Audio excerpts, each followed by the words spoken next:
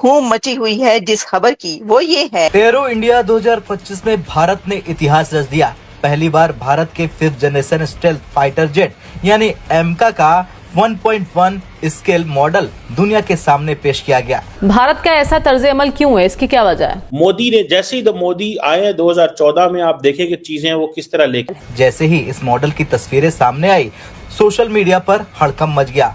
मैं कुछ दिन पहले आपको कह रहा था कि Modi is doing internationalisation. Pakistan इसको कैसे देख रहा है और ये आप कितना सिग्निफिकेंट इवेंट समझते हैं? दुनिया को यकीन नहीं है कि पाकिस्तान अपने पांव पे खड़ा रह सकेगा। भारत का ये स्वदेशी 5th जनरेशन फाइटर जेट अब F-35 और सुखोई 57 जैसे दिग्गज लड़ाकू विमानों को चुनौती देने के लिए तैयार खड़ा है। दुनिया के किसी भी बड़े कंट्री की तरफ से कहा जाना कि Indian defence is very effective, ये क्या बताते हैं आप? तरसा पाकिस्तान जब दुनिया तरक्की कर रही है, इंडिया भी तरक्की कर रहा है, अफगानिस्तान भी चाइनीज इन्वेस्टमेंट लेके बैठा है, और आज हमारे मुल्क का जो पॉलिटिकल डिस्कोर्स है वो यही है कि लाशें दिखाओ, लाशें ले गए।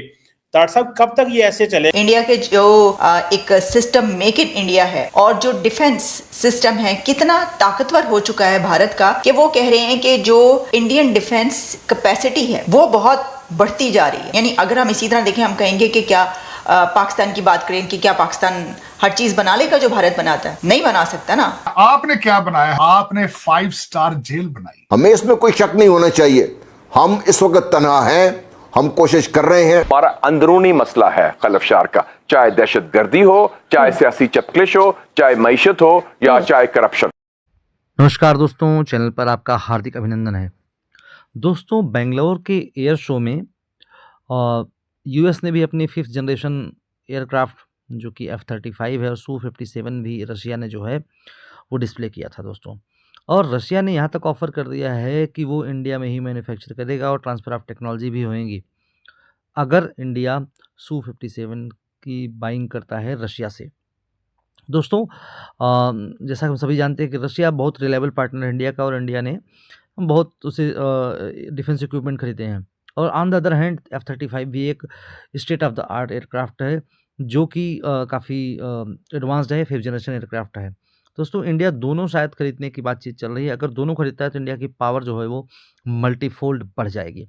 और पाकिस्तान मीडिया इस पर नज़रें बनाए हुए और बहुत उनको दिक्कत है, अगर इंडिया के पास ये सब आ गया तो हमारा क्या होगा। आइए देखते हैं पाकिस्तान के लोग और उनकी मीडिया इसके बारे में क्या रिएक्शन दे रहे हैं। दोस्तों, प्लीज़ चैनल को लाइक करिए, सब्सक्राइब करिए और वीडियो पर कमेंट करिए। थैंक यू सो मच दोस्तों। दुनिया की बड़ी कंपनीज जो भारत जाती हैं उनको वहां पर क्यों इजाजत दी जाती है? क्योंकि वो कहते हैं कि आप टेक्नोलॉजी ट्रांसफर करेंगे। वो तो टेक्नोलॉजी लेते हैं और फिर वो लोगों को वहां पर आने देते हैं। तो कोई कंट्री उस वक्त ऐसा कर सकता है जब वहां पर धड़ाधड़ लोग जाने के लिए बेचैन हो। दुनिया की बड़ी से बड़ी कंपनी बिजनेस लेना चाहती हो, वहां पर तो आईफोन पहुंच गया, वहां की प्रोडक्शन वहां पे सारी कितनी बड़ी तादाद में, वो तो चाइना का बिजनेस छीन रहे हैं। तो मेक इन इंडिया की जो पॉलिसी है ना, इसने इंडिया को बड़ा मजबूत किया है, बहुत स्ट्रॉन्ग किया है कि अपने मुल्क के अंदर ही जो है वो बना रहे हैं और अब उसको बेच भी रहे हैं। इंडिजिनस वहाँ पर देखिए इक्विपमेंट्स और जो डिफेंस सिस्टम्स हैं वो कितने तेज़ी के साथ बने, और फिर उसके बाद उन्होंने उनको धड़ल्ले से जो है वो फ़रोख्त भी करना शुरू कर दिया। हर जगह पर यही है कि जो मेजर सक्सेस इस वक्त मेक इन इंडिया की कही जा रही है। अगर हम इसको देखें, डिफेंस या ये वाला उन्होंने सिस्टम लिया, इसमें सबसे बड़ी बात यह है कि वहाँ पे मेक इन इंडिया की जो पॉलिसी है वो कैसे कामयाब हो रही है। अच्छा, और उसके लिए ये भी होता है जब कोई कंट्री इसके ऊपर कहता है ना कि हम ये करेंगे, हम वो करेंगे, हम ये, उसमें देखें ना, उसमें कामयाबी हासिल करना भी बड़ी बात होती है ना। इंडिया ने सिर्फ कहा नहीं, उनकी गवर्नमेंट ने सिर्फ ये कहा नहीं कि हम ये बनाएंगे, हम हब बनाएंगे, हम ये भी बनाएंगे, बल्कि उन्होंने करके दिखा दिया। हमने आपको उस वक्त भी खबरें बताई थी, नासा से लेकर जितनी भी बड़ी स्पेस एजेंसीज हैं दुनिया की, वो कहते हैं कि जी उनके साथ हम कोलैबोरेशन में काम करेंगे बहुत सारी ऐसी चीज़ों पर। तो अभी तो उनके गगनयान से लेकर काफ़ी ऐसे आगे हैं।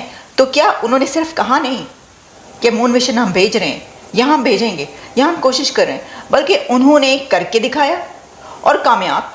और मेक इन इंडिया अपने मुल्क के अंदर कोई सोच सकता था? मुझे बताया ना, पाकिस्तान और इंडिया एक ही रीजन, अभी कितना एक ही टाइम में दोनों जो हैं वो आज़ाद हुए और दोनों ने अपना काम शुरू किया। एक कहाँ पर है? आप सोच सकते हैं पाकिस्तान के अंदर कि आप ये सोचें कि वो मेक इन पाकिस्तान बनाकर जो है सारा सिस्टम तो चांद पर जाएंगे या सोलर मिशन भेजेंगे।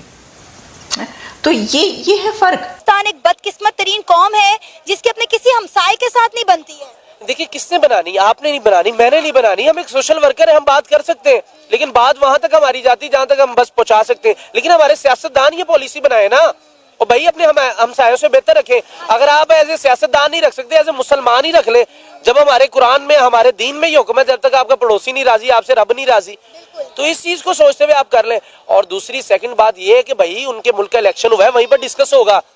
हमारे मुल्क का इलेक्शन होता है, हम खाना काबा में जाके डिस्कस करते हैं, वहां पर हम अपने लीडर के नारे लगाते हैं। ठीक है, नो डाउट, मैं भी इमरान से बहुत प्यार करता हूँ। ये नहीं कि मेरे मुल्क का, वो मेरे मुल्क का साबिक वजीर आजम है, मैं रिस्पेक्ट करता हूँ, बट ये नहीं है कि मेरे वजीर आजम साहब का, वजीर आजम का नारा खाना काबा में लगे जहां पर अल्लाह अकबर के नारे लगते हैं। ये हमारे लिए काबिल बर्दाश्त नहीं है। आपको सऊदी अरेबिया कह रहे हैं यार अपने मुल्क के मामले अपने मुल्क में रखें, आप वहां अगर चंद एक सियासी जमातें आपस में नारे कसने लग जाती हैं। आप लंदन में जाते हैं, वहां पर नवाज शरीफ का घर है या वहां पर किसी भी और सियासतदान का घर है, आप वहां पर नारे लगाने लग जाते हैं, तो इससे आप क्या पैगाम दे रहे हैं? जब आप अपने मुल्क के साथ ऑनेस्ट नहीं है, जब आप अपने मुल्क के मामलात को अपने मुल्क के अंदर नहीं रखेंगे, फिर आपके साथ यही प्रॉब्लम होगी। You have been cut off from the world. दूसरी दुनिया से आप बिल्कुल राब्ता कट चुका है, क्योंकि आपके इंटरनल खतरात इतने मौजूद हैं कि आप एक्सटर्नल आप देखने की सलाहियत ही नहीं रखते उस टनल की तरफ, बिल्कुल देखने से। मैं गारंटी कर देता हूं किसी को पाकिस्तान के अंदर इसका बात का बिल्कुल भिनक भी नहीं होगी, क्योंकि अडयाला जेल से जान छूटे वो आपके 190 पाउंड का जो आज केस था, जिसका आज फैसला नहीं दिया गया, इस वक्त जो हर लौंडा लपाड़ा है, हर टीवी चैनल उसके पीछे बैठा है। किसी को पता भी नहीं कि मोदी साहब ने इसकी इनॉग्रेशन कर दी है, पता ही नहीं किसी को, कोई पता नहीं। मैं गारंटी कर, पूछ लें आप किसी से बेशक कि क्या आपको पता है कि भारत के अंदर स्ट्रेटेजिक लोकेशन क्या है, क्या होगा। लद्दाख और श्रीनगर को जोड़ दिया है उन्होंने। वो कश्मीर के अंदर क्या किस तरह दूध की नहरें चल रही हैं। मेरे लिए यह सवाल एज ए पाकिस्तानी अमेरिकन ये है कि आप अपने कश्मीरियों को चुप किस तरह कराएंगे। मेरे लिए क्वेश्चन, ये पाकिस्तान का क्वेश्चन नहीं है, ये पाकिस्तान के अंदर भी किसी को नहीं पता। सर वहां पे तो पहले ही प्रोटेस्ट हो रहे हैं, कश्मीर वहां पे तो पहले ही प्रोटेस्ट होते रहते हैं। किस जगह नहीं हो रहे ये बताएं ना। डी चौक पर हमले हैं, डी चौक के ऊपर वो गजनवी बन चुके हैं, महमूद गजनवी, रोकने वाले को पूछने वाले ही नहीं।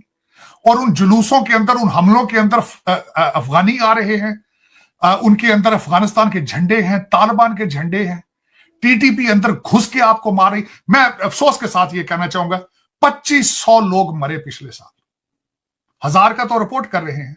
1 नवंबर पिछले नवंबर 2024 के अंदर 170 अटैक्स इन 1 मंथ। और आपको किसी को पता है कि पाकिस्तान किस डायरेक्शन पे जा रहा है? 2400-2500 लोग किसी फर्स्ट वर्ल्ड कंट्री में के अंदर मरे हों, वहां क्या हालत होती। लेकिन आपका लौंडा लपाड़ा पता ही नहीं, उर्दू के अंदर ट्वीटे कर रहे हैं, टिकटॉक के ऊपर मजे ले रहे हैं, सारा दिन स्वाद लेते हैं, सारा दिन। और इसके कसूरवार कौन है? आपको चलाने वाले पता नहीं वो कौन है, अब जिन्नात हैं, कौन है मुझे तो ये पता नहीं कौन चला रहे हैं, लेकिन जो भी चला रहे हैं वो पाकिस्तान चला नहीं रहे हो, चल नहीं रहा पाकिस्तान चल नहीं रहा, रेंग रहा है।